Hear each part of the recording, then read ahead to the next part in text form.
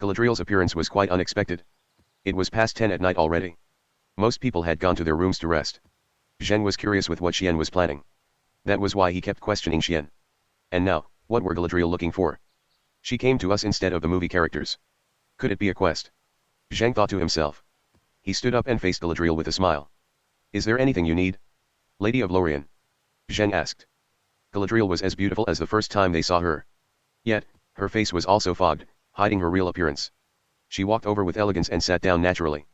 I should have met you earlier in the day, warriors who faced the Balrog and buried it in eternal darkness. However, the One Ring delayed a lot of time. Please don't take it as disrespect. Zheng laughed. Oh, we wouldn't. We are grateful that you can accept us and give us shelter during a time of fatigue and sadness. You are too polite. Galadriel nodded as a thanks for his acknowledgement. She then looked at the two of them. I heard Legolas said that you possess powers beyond his recognition, a power strong enough to battle the forces of Sauron. He asked me to give you the rewards you deserve. At the same time, he wished me to persuade you to follow this journey to the end. It seems that he was overthinking. Your courage and strength are to be praised, warriors. These praises were almost forcing the players to battle Mordor. The good thing was Galadriel knew her way with words. Zheng felt cozy instead of irritated. The softness in her voice was comfortable. Zheng nodded repeatedly with a smile. Xian on the side looked emotionlessly. He finished 2 fruits then said. If you feel we are worthy of being respected then stop your magic. The gauze pistol slid into his hand and he shot an ornament on her head. He then went back to peeling his fruit as though nothing happened. Zheng shivered. That was when he finally felt that he was being controlled. The only thing in his mind was Galadriel's beauty and her soft voice. The sound of the gunshot struck his head. The beauty and voice dissipated. Galadriel was stunned. After a while, her hand reached for the shattered ornament on her head. Your wills are strong. I am unable to read your minds. The most I can do is influence your feelings toward me, but you. Why don't you seem affected? Don't you feel that I... Xian interrupted him. Sorry. I don't have feelings. Galadriel wasn't mad at Xian. She smiled. I should apologize. The One Ring is too important. If Sauron gets his hand on it, there is no one in Middle-earth that can stop him.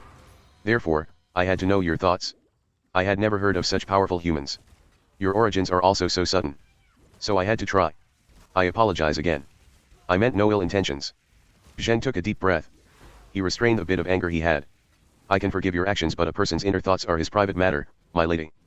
Please respect people's privacy. Galadriel slightly bowed. Her smile remained.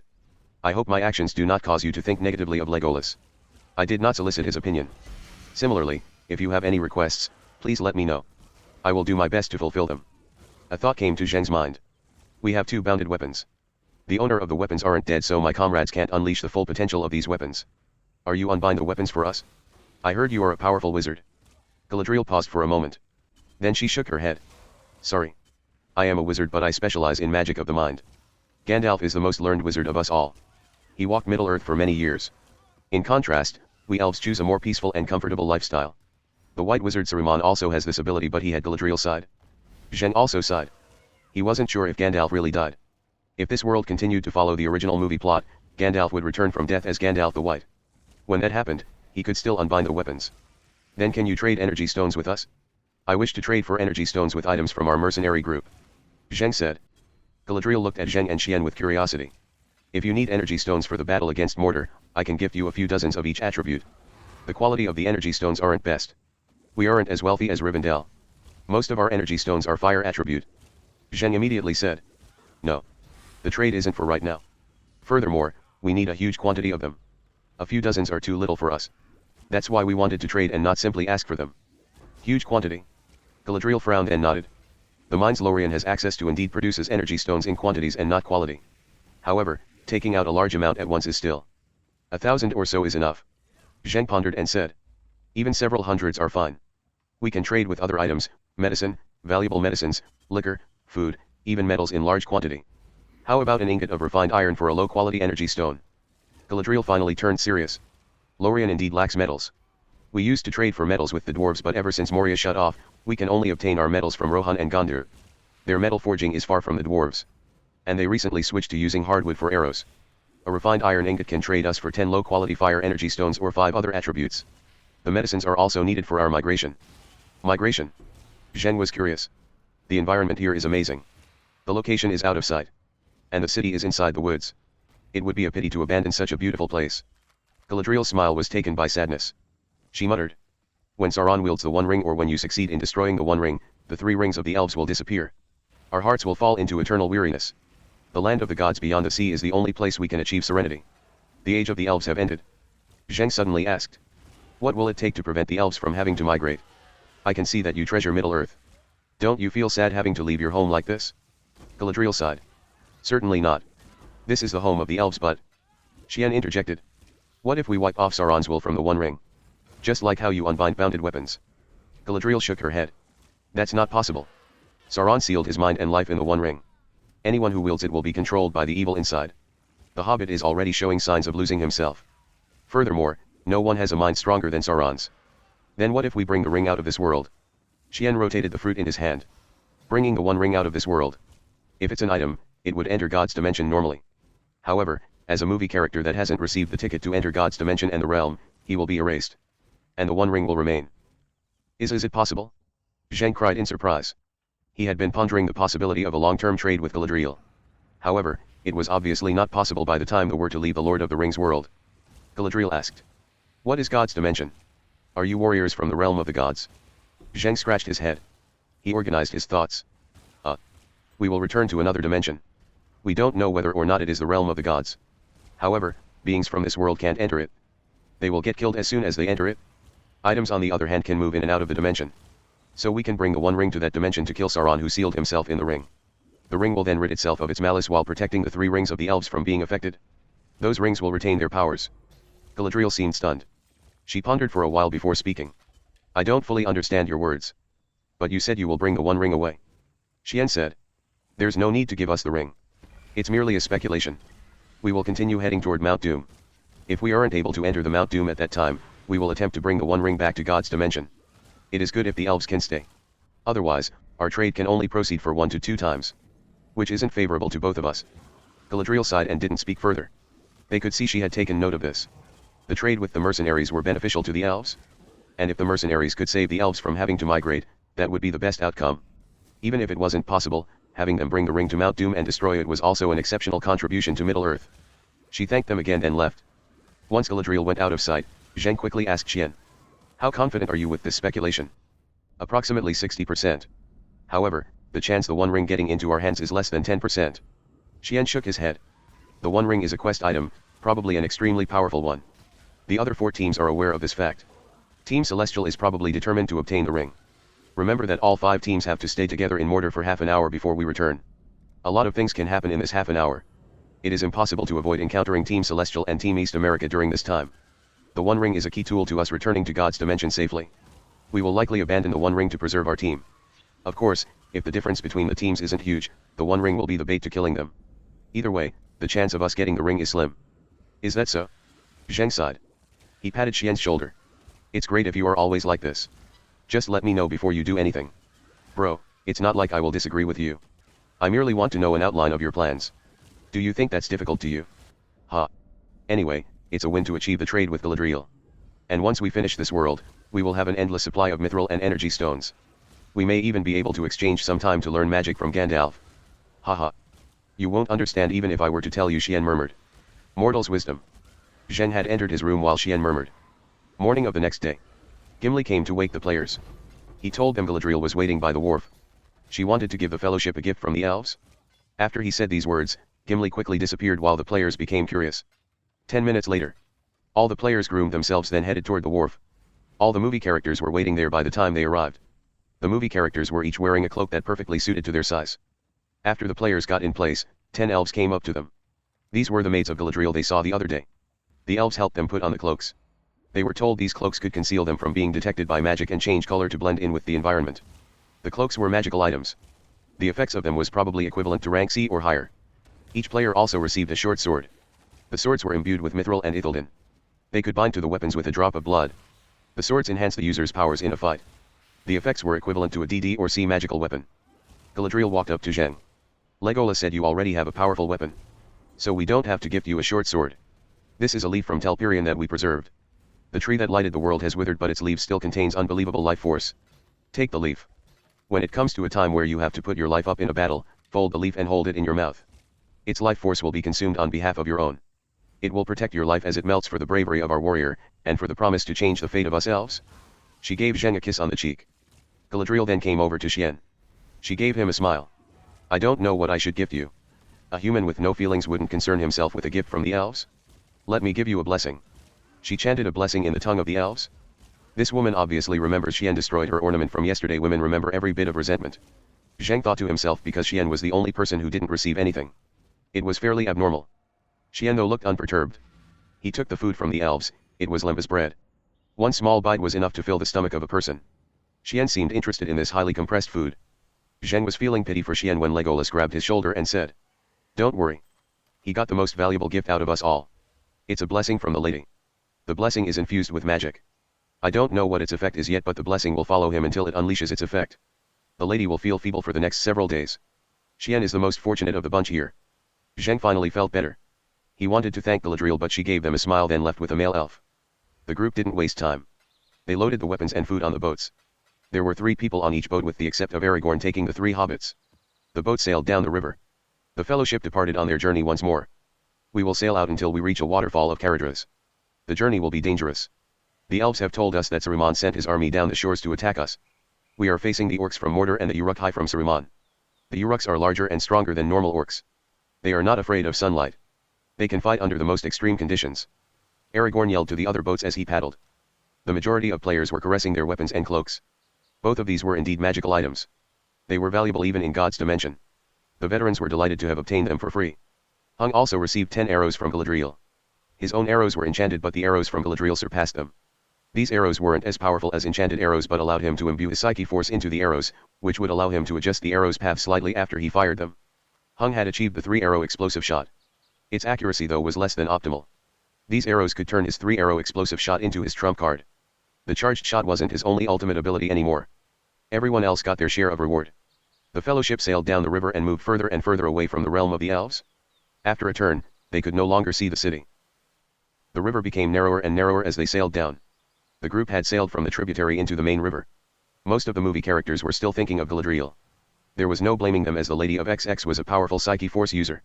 Even the players got affected when they weren't being cautious. The good thing was they had their own psyche force users to protect them. The movie characters on the other hand were exposed to Galadriel's influence. They sailed for a few more hours on the river and had a quick meal on the boat. The shores were still green. Further ahead were white snowy mountains. The water was clear and green like jade. It reflected trees on the shore. The scenery was perhaps not that of the heavens, but it was a rare sight compared to Earth. Many of the players lost themselves in the scenery. One person looking at the strange trees on the shore suddenly yelled, "Hey, look over at the shore." I seem to have seen a group of people ran by. The rest of the group immediately turned their heads. The trees were densely populated. They couldn't make out anything behind those trees. Aragorn rowed the boat and said, "Don't make such a big fuss. They are the Uruk-hai. They are chasing us from the shore. That's why we must arrive at the waterfall before they caught up. We will be safer once we reach there." And so, the group could see shadows of the Uruks on the rest of the way. The boats made several turns down the river. The Uruks would need some time to cross the river. Evening, the group camped on a place without trees on the shore. "We will take turns staying on guard. 3 people a team, an hour each team. The hobbits don't have to. We will rest for 5 hours then head out at dawn. While on the boats, we can take turns rowing and resting. We will have a bigger chance of getting away from the Uruks." Aragorn pushed the campfire with a stick and said. The players had no objection, and the movie characters too. Something happened during their rest. Boromir suggested the fellowship to head to Minas Tirith, a city in Gondor, and a post defending against the forces of Mordor. From there, they would regroup and strike out for Mordor. Aragorn disagreed with Boromir. The two argued over this topic non-stop. It came to a point where Aragorn expressed distrust in Boromir. That was merely an interlude. The rest of the night was peaceful. The group headed out on their boats as the sun came up the horizon the next day. They sailed down the river again. Several days went by in the same manner. The trees on the shores had become less and instead, stone structures took their place. The terrain turned from plains to valleys. An hour later, Aragorn suddenly yelled, "Look, the Argonath! Long have I desired to look upon the kings of old. My kin." 2 majestic statues appeared at the end of the valley. It was a miraculous sight for 2 statues hundreds of meters tall to exist in this world. The statues were carved on the sides of Anduin. Any man would feel minutes standing in front of them. "They are really splendid," Zheng loudly exclaimed. The rest of the group also exclaimed. Imagine that when the boat sailed past the 2 statues and they were less than the height of the statues' toes. The size of the sculptures could only be described as a miracle.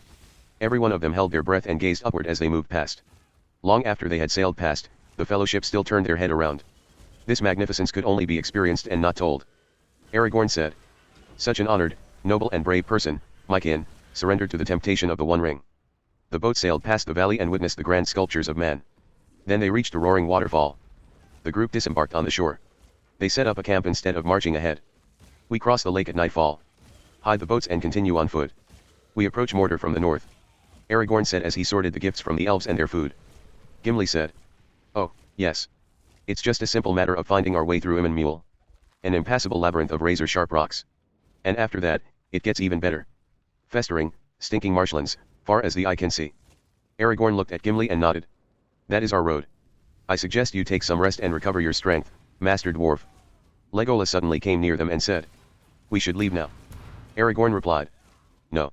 Orcs patrol the eastern shore. We must wait for cover of darkness. Legolas said. It is not the eastern shore that worries me.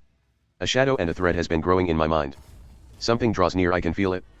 Before Legolas finished his sentence, Merry said. Where's Frodo? Frodo is gone. Sam was half dozing on the ground. He instantly jumped up and looked around anxiously. Aragorn and Legolas headed into the forest near the shore. The players knew that in the original plot, Boromir fell to the temptation of the One Ring at this point. He wanted to seize the ring from Frodo. However, the Uruks would ambush them. Boromir died saving the hobbits and the rest of the fellowship. Jen met eyes with the players. They nodded to each other. There weren't anything else to prepare for. The 3 Psyche Force users had scanned the Uruk's number and location and sent the images to everyone's mind. Jen drew out Tiger's soul. He flipped himself onto the nightmare. The others also readied their weapons or stood up.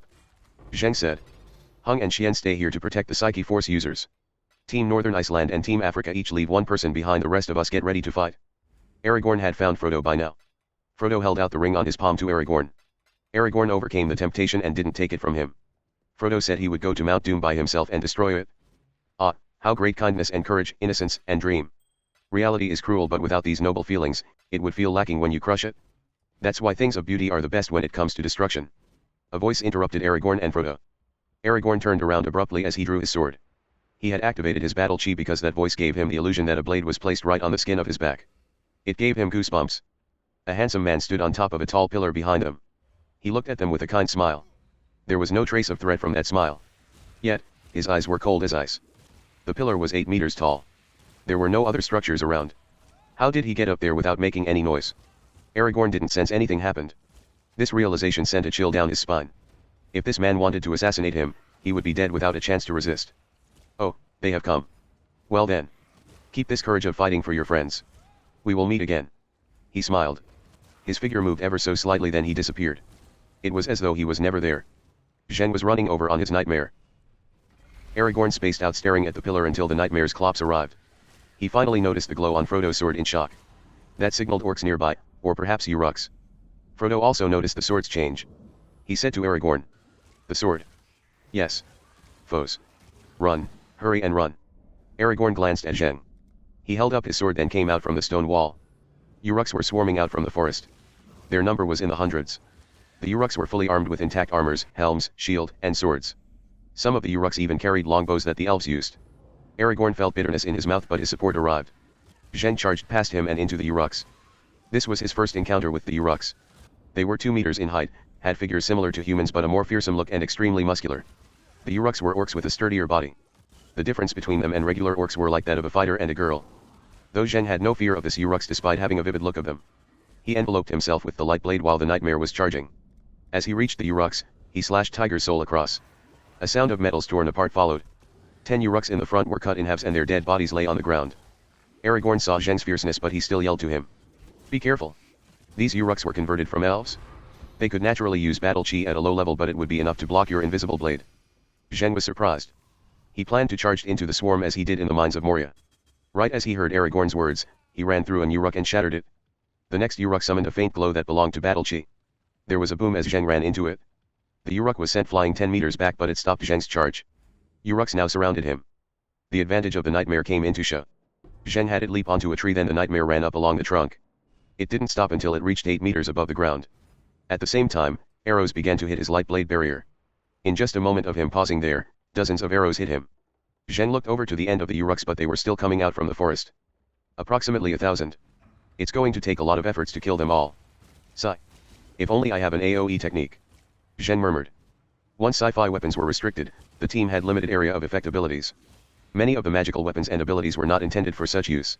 The few that did either required consumables or had other restrictions, like the unparalleled power of Ice Age from Gungnir. In just a moment, numerous arrows hit his barrier and shattered. Underneath him, some Uruks began to enchant their arrows with battle chi. His barrier was also wavering. Zheng pulled the lead rope. The nightmare leaped down. Tiger's soul swung left and right, adding another dozen corpses to the ground. Yet, the huge number of Uruks quickly covered these corpses. The Uruks' weapons hacked toward Zheng. The rest of the players arrived.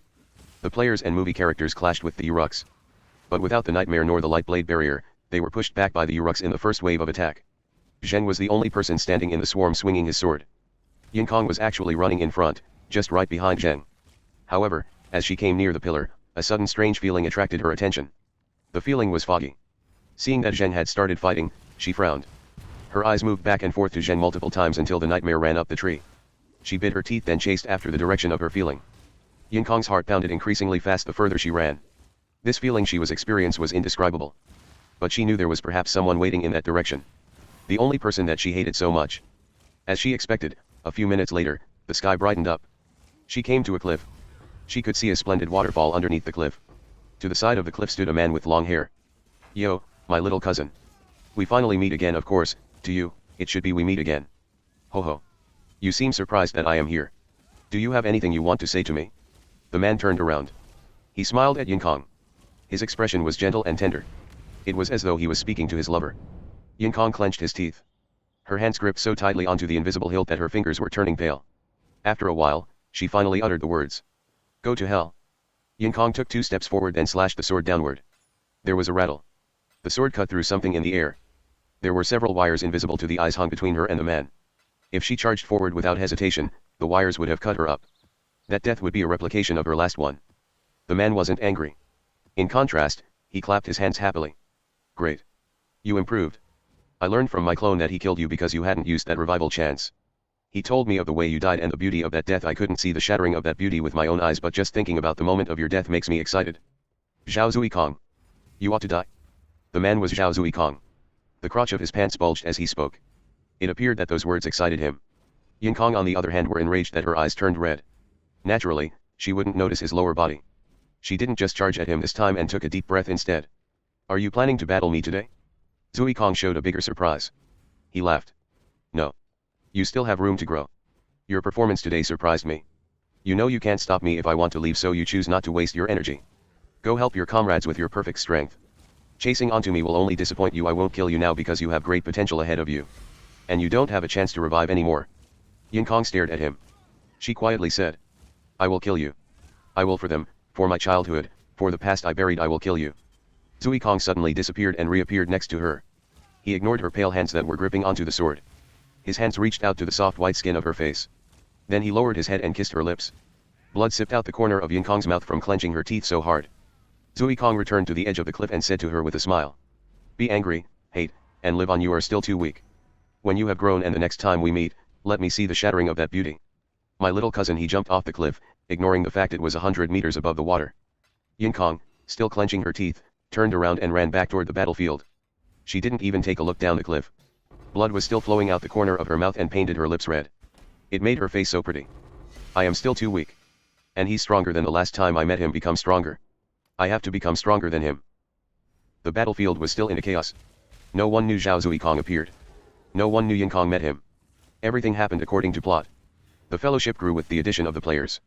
Yet, the Uruk's number and strength also grew. It maintained a balance of the two sides just as how it was in the movie. Zheng was charging back and forth inside the swarm of Uruks. At least 200 died to his sword.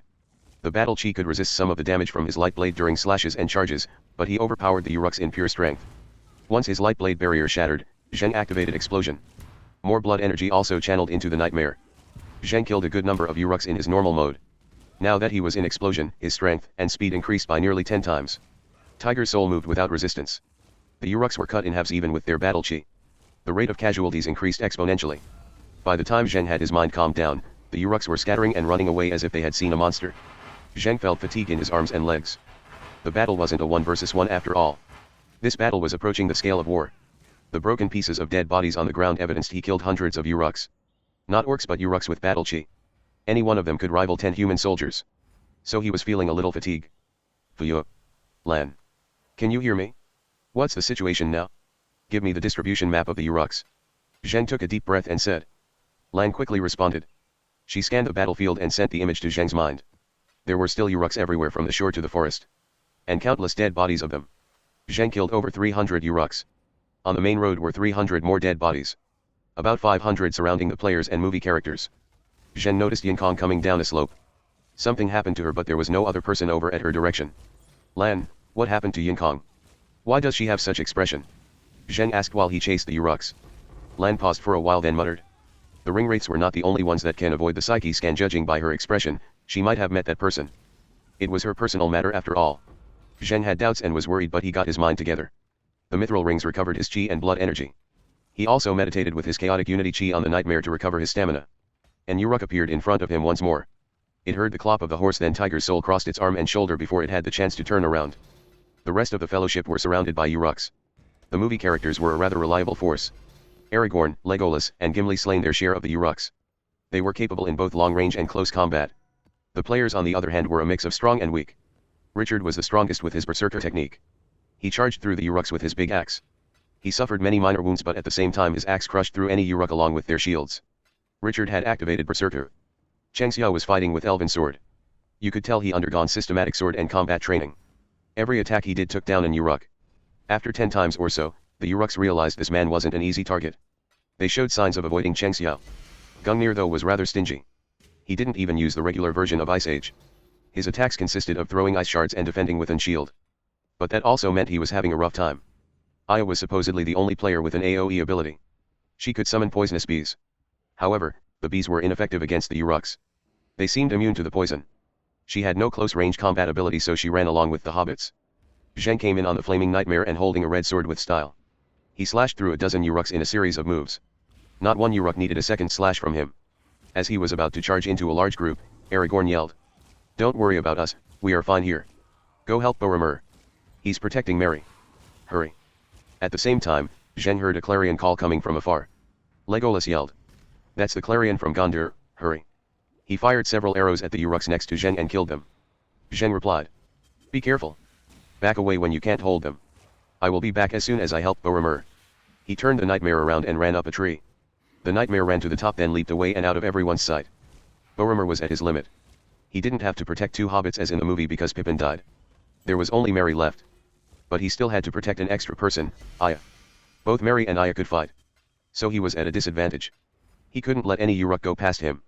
Though against the endless supply of Uruks, he wouldn't be able to keep them away for much longer even without the 2 burdens. Run. Boromir yelled with his lungs, seeing more and more Uruks came to them. He slain an Uruk and turned around to run. However, what he saw was the bitter smile of Aya. 100 Uruks had surrounded them from behind. There was nowhere to run. Boromir was weaker than Aragorn, Legolas, and Gimli to begin with. With the 2 deadweights, he couldn't get away now even if he wanted to. A 2.5 meter tall Uruk walked out of the group. It was muscular and radiated brighter battle chi than the rest of the Uruks. It was probably an elite Uruk. The Uruk stared at Boromir coldly. It brought out an elven longbow. Shockingly, it placed 2 arrows on the bow and aimed at Boromir. This Uruk could use explosive shot. The 2 arrows came into contact. The first arrow penetrated Boromir's left chest, then went through Aya's leg. Both of them fell to the ground. Zheng arrived to see the scene. The rest of the Uruks were swarming onto Boromir, who was laying on the ground. The nightmare jumped down from the top of a tree and stepped a Uruk into the ground. Zheng channeled chi into Tiger's soul. He slashed horizontally, cutting the dozens of Uruks around Boromir in halves. Zheng took out a charm of the 3 pierce ones and a freezing pill. He threw it behind to Aya without daring to turn his head away. Attach the charm to him. Don't let him die. When he is about to die, feed him the pill. Take care of yourself. He pulled the lead rope and the nightmare charged toward the elite Uruk. The Uruk had drew the bow to a crescent moon with 2 arrows aimed at Zheng's heart. Zheng's expression paled with shock seeing that the arrows were aimed at his heart. He did not fear normal arrows, but the explosive shot was an exception. Long-term cooperation with Hung had taught him the power of this technique. The light blade barrier was still enveloping his body, but he had no faith of it defending this shot. He held out Tiger's soul in front. The Uruk leader let go of the arrows. The first arrow reached a speed invisible to the bare eyes after an impact. Dong. A great force passed to him from Tiger's soul. He felt as if the webbing between his thumb and index finger was tearing apart. The force transferred to the nightmare and pushed it back a step to buffer. Zheng quickly looked down at this sword. The arrow penetrated the light blade and stopped at his barrier. It took 2 layers of protection to stop the arrow, and one of the layers shattered. The technique was more powerful than he expected. Good thing it's only a 2 arrow shot. If it's 3 arrows, the only person Zheng was aware of that could use the 3 arrow shot was Hung and Legolas if he were to include the movie characters. So Zheng wasn't so worried about it. Boromir was more worrying to him due to his fatal injuries, and there were two people without any combat power. The Uruks surrounded him after he blocked the shot. These Uruks were same as the ones he killed, muscular and had minor amount of battle chi. It was troublesome fighting these Uruks. He couldn't slash away dozens as he would against other monsters. 100 of the Uruks outside the circle surrounding him couldn't get to him. They instead headed to where Mary and the other two people were at. F***ck. What is this battle chi, and it can defend against the light blade? Zhen yelled with irritation. He had decided to upgrade Tiger's soul once this world was over. The light blade alone wasn't able to take on the movie worlds anymore. Boromir had a hole the size of a saucer dish on his chest. He was manly enough that he stood up, trembling, as the Uruk struck at the three people. A blade hacked at his head. He radiated with battle chi brighter than it ever was. His heavy sword cut through the Uruk's upper body before the blade hit him. Run. Take the hobbit away. Boromir yelled and vomited blood. Aya only got to attach the charm on his back before Boromir charged into the swarm of Uruks. Aya's leg was torn, so she could only say to Mary, "Run, don't let them catch you." She summoned another swarm of bees, but she knew how ineffective they were. The burst of energy Boromir had didn't last long. The Uruk leader readied his arrow at Zheng, since Zheng had killed over 100 Uruks in under a minute. However, seeing that the only thing standing between the rest of the Uruks and Mary was Boromir, it paused for a moment, then aimed the arrows at him. Boromir looked like a tragic character. Blood was spilling out of his mouth as he shouted. The recovery from the charm though did stop his bleeding. He was able to slay many Uruks in the meantime. Just then, a huge force struck him on his right chest and sent him flying 10 meters. An arrow nailed him onto a tree. Boromir. Mary had ran some distance by this time. He couldn't contain himself as he saw the terrible sight of Boromir and cried. Mary brought up his courage. He held onto a short sword and charged at an Uruk. Yet, how could he be a match to the Uruks? The Uruk seized him onto its shoulder at the encounter. A group of Uruks then followed this Uruk away, leaving behind 300 Uruks to stop Zheng. The ground was covered with pieces of dead bodies. Zheng was focused on killing the Uruks around him. Suddenly, there was a rattling sound. A part of his light blade barrier shattered. An arrow pierced into the back of his shoulder. Fortunately, he was fighting with chi, and the arrow's force lessened after it passed through the barrier. The arrow pierced into his muscle then stopped there. F***ck. I'm a tiger, not domesticated cat. He glanced at Boromir on the tree. Aya on the other hand was carried on the shoulder of an Uruk. Mary was going out of his sight. A rage built up within Zheng. The Uruk leader shooting him added to the fire of his rage. Zheng had the nightmare, ran to a tree and leaped onto its trunk. He stood up on the horse's back then jumped down. Multiple swords were awaiting him below. The Uruks had much stronger strength than normal people, but their speed was slightly below normal people's. It was nowhere near Zheng's speed in the second stage of the unlock mode. He kicked through the opening of the swords and bashed an Uruk's head. The force pushed him back up to mid-air. The Uruk leader fired its second explosive shot.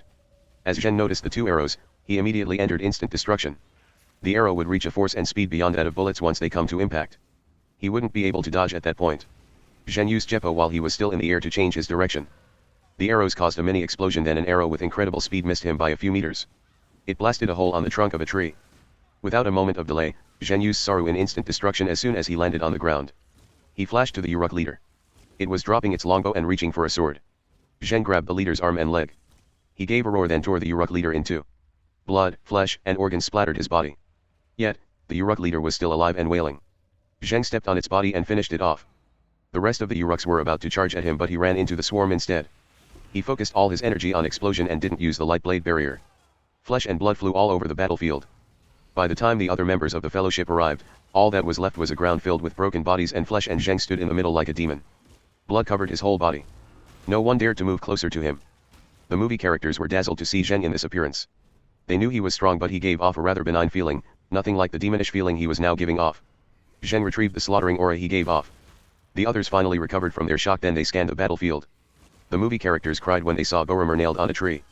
Zheng said to Richard. The Uruk captured Aya and ran at this direction. Go chase after them. I will see if Chang Xiao can save Boromir. The supplies we exchanged coupled with his medical expertise might be able to do it. Richard paused for a moment, then ran after the Uruks with his axe. He seemed very worried. Zheng then said to Lan via soul link. How's it over there? Are there a lot of Uruks? Lan replied. We're fine. Hung and Xian are strong fighters. Oh, and Neos chased after Aya. Is he going to be alright? He's an intelligence type leader. Zheng thought for a bit. Let him go. He has his plans if he decided to chase. Xian, this is a turning point in the plot. The movie characters will split into 3 paths. You have to hurry up and make your plans. I am going to speak with Chang Xiao. Yes, I can save him if we act in time. But I am missing some important surgical tools. Chang Xiao said. Behind him was an ice statue. The freezing pill froze its user to ice after a fatal injury. He would remain frozen until someone releases him. However, he would die soon afterward if that happened. Cheng Xiao pointed at the statue. Gungnir has confirmed this frozen status is an ice attribute energy. Zheng's chi or anyone else's battle chi can remove the buff. To protect his life, you will have to carefully defrost his wound while keeping the rest of the body frozen. Looking at his injuries, the injuries on his lungs are most severe and next are his arteries. Luckily his heart is fine but the damage on the arteries are still fatal. I brought artificial lungs and blood vessels but what? Aragorn's emotion was in an upheaval. He thought Boromir couldn't live but the players gave him hope. He couldn't contain himself and grabbed Cheng Xiao by the shirt collar. Cheng Xiao held out his hands and said, I do have all the necessary medical tools. The artificial lungs can work for 100 years by consuming bioenergy. Artificial blood vessels have the same structure as regular blood vessels, so the transplant is easy. Yet, there's something we couldn't bring in large quantity, blood. Blood expires too easily. He has already lost so much blood and will lose more in the surgery. Furthermore, to prevent his body from rejecting the transplants, I will have to use a goo that consumes even more blood. It's not possible to proceed with the surgery without enough blood supply. Otherwise, he will not last through the surgery. Blood? Gimli yelled. Take my blood. My blood is boiling.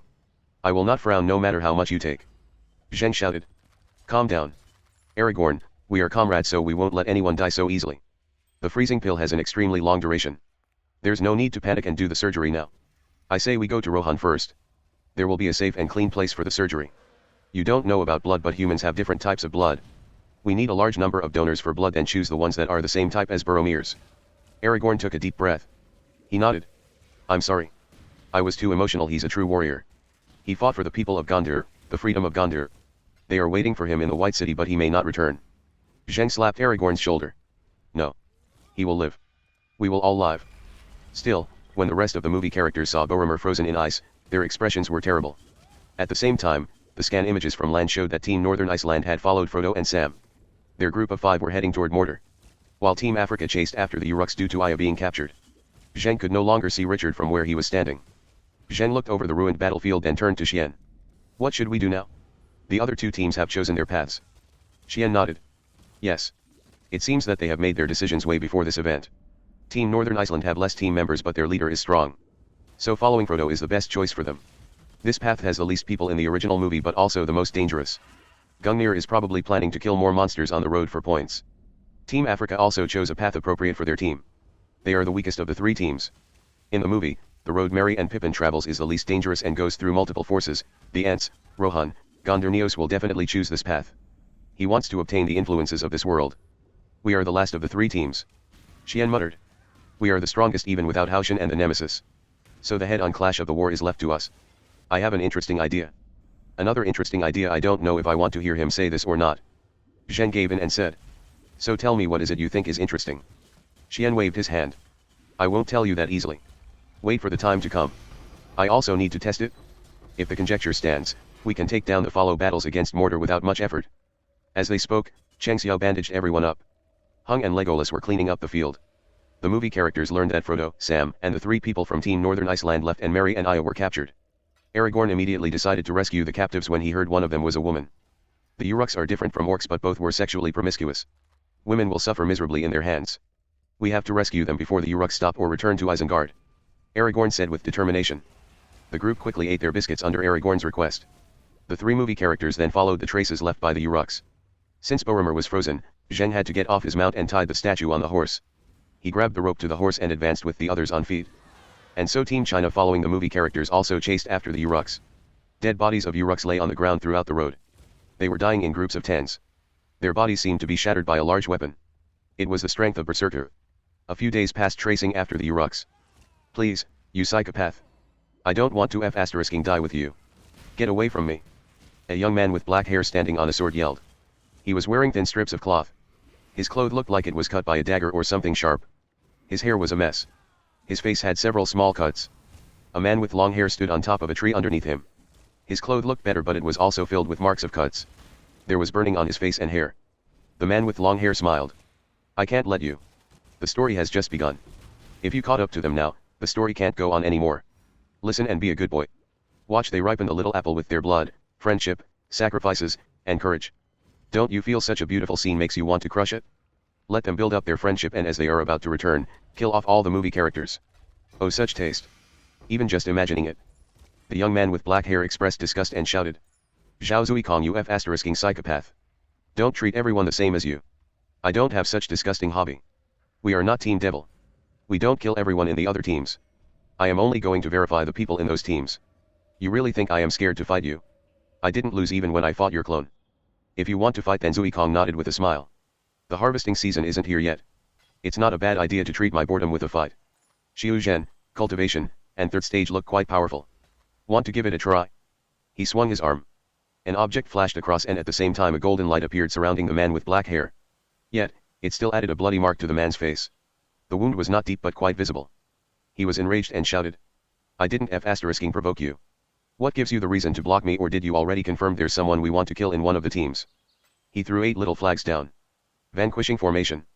The flags grew as they traveled. They reached 5 meters by the time they landed on the ground. The flag surrounded the tree Zuikong was standing on, each flag radiated a different color. Zuikong stopped his smile. His gaze was cold. Do you really want to die? Retrieve this thing or I won't hold back anymore. Cauldron of the 8 trigrams.